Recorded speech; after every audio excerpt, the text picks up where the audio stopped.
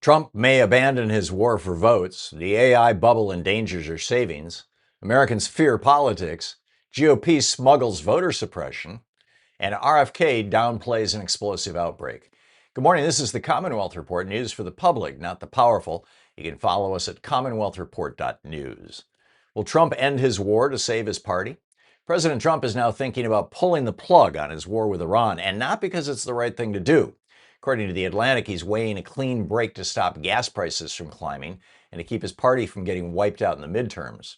The war's already cost us $37.5 billion, Defense Secretary Pete Hegseth told the Senate. And now the Pentagon wants $67 billion more. 18 American troops are dead and roughly 430 are wounded. The ceasefire collapsed weeks ago, and now both sides trade strikes every day.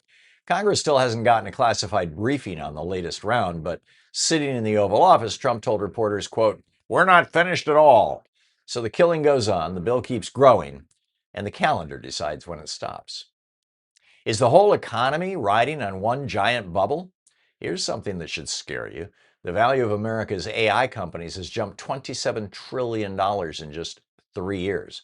That's 36% of the entire stock market riding on a technology that barely turns a profit.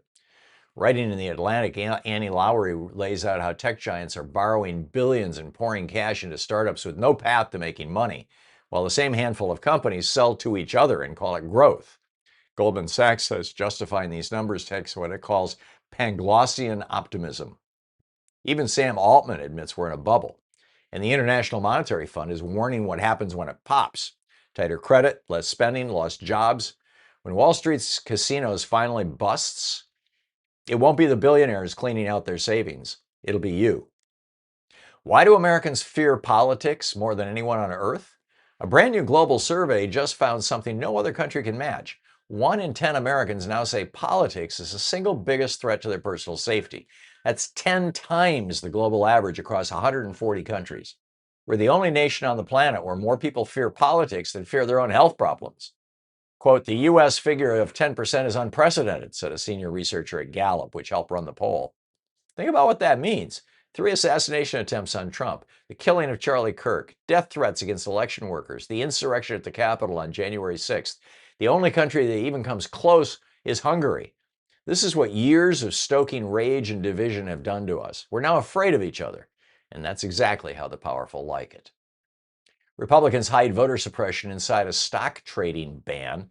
Watch it closely because this one's a shell game. There was a real bipartisan bill to finally ban members of Congress from trading stocks on inside information. Then House Republicans quietly stuffed it with voter suppression, adding SAVE Act-style rules to force photo ID at the polls and gut mail-in voting. Republicans are trying to pull a trick this week, said Congresswoman Alexandria Ocasio-Cortez, who's voted no. And here's the kicker. The trading ban itself is toothless. It only stops new trades and lets lawmakers keep every share they already own. The chair of the Congressional Black Caucus, Yvette Clarke, says Republicans aren't serious about a real ban.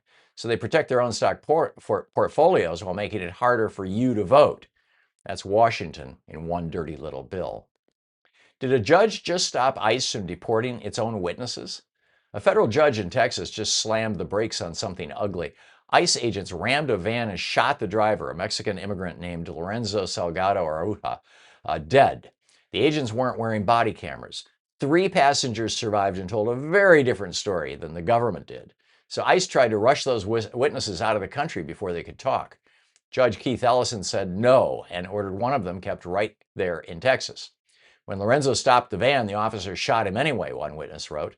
That same week, ICE killed a Colombian immigrant up in Maine. In both cases, Homeland Security claimed its agents were only defending themselves. When a government tries to deport the people who watched it kill, that's not law enforcement. That's a cover-up. Bob Kennedy says explosive diarrhea is under control. And finally, a story you'll want to hear before your next salad.